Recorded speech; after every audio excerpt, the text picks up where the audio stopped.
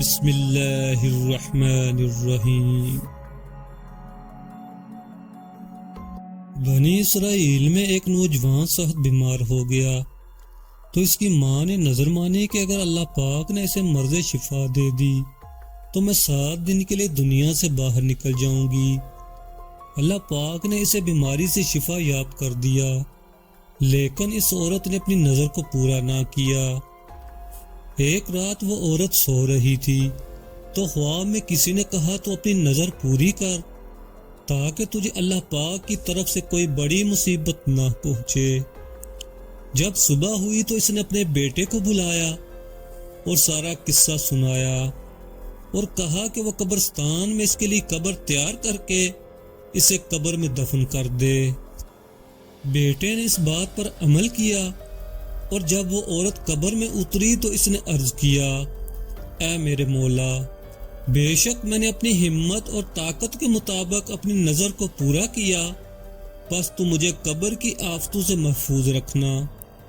اس دعا کے بعد بیٹا قبر پر مٹی ڈال کر واپس آ گیا تو عورت نے قبر میں اپنے سر کی طرف سے ایک چمکتا ہوا نور دیکھا اور کھڑکی نما ایک سوراخ بھی دیکھا اور سوراخ سے ایک باغ نظر آیا جس میں 2 عورتیں بیٹھی ہوئی تھیں۔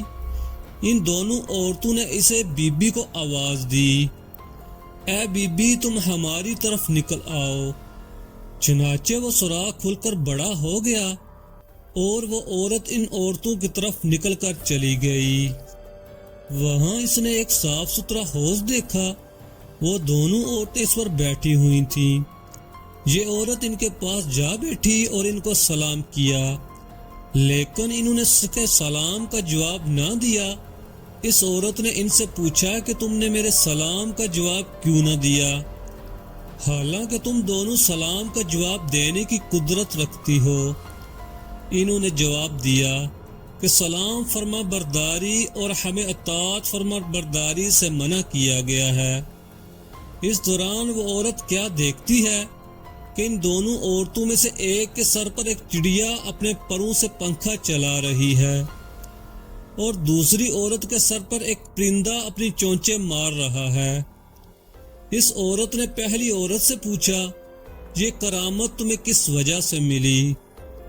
اس عورت نے جواب دیا، دنیا میں میرا شوہر تھا، میں اس کی تابعدار تھی۔ جب میرا دنیا سے انتقال ہوا تو میرا شوہر مجھ سے راضی تھا، اسی وجہ سے اللہ تعالیٰ نے مجھے یہ کرامت عطا فرمائی۔ پھر اس نے دوسری عورت سے پوچھا، تم عذاب میں مبتلا کیوں ہو؟ اس عورت نے جواب دیا، میں ایک نیک صالح عورت تھی، لیکن دنیا میں اپنے شوہر کی نافرمان تھی۔ جب دنیا سے میرا انتقال ہوا تو میرا شوہر مجھ سے ناراض تھا۔ اللہ تعالیٰ نے نیک ہونے کی وجہ سے میری قبر کو جنت کا باغ تو بنا دیا، لیکن شوہر کی نافرمانی کی وجہ سے مجھے اس عذاب میں مبتلا فرما دیا۔ میں تم سے عرض کرتی ہوں کہ جب تم دنیا میں واپس جاؤ تو میرے شوہر سے میرے لیے سفارش کرنا، ہو سکتا ہے کہ وہ مجھ سے راضی ہو جائے۔ جب اس عورت کو قبر میں 7 دن گزر گئے تو ان عورتوں نے اس دفن ہونے والی عورت سے کہا، اٹھو اور اپنی قبر میں واپس چلی جاؤ کیونکہ تیرا بیٹا تجھے لینے آیا ہے۔ جب وہ عورت واپس اپنی قبر میں آئی تو کیا دیکھتی ہے کہ اس کا بیٹا اس کی قبر کھود رہا ہے۔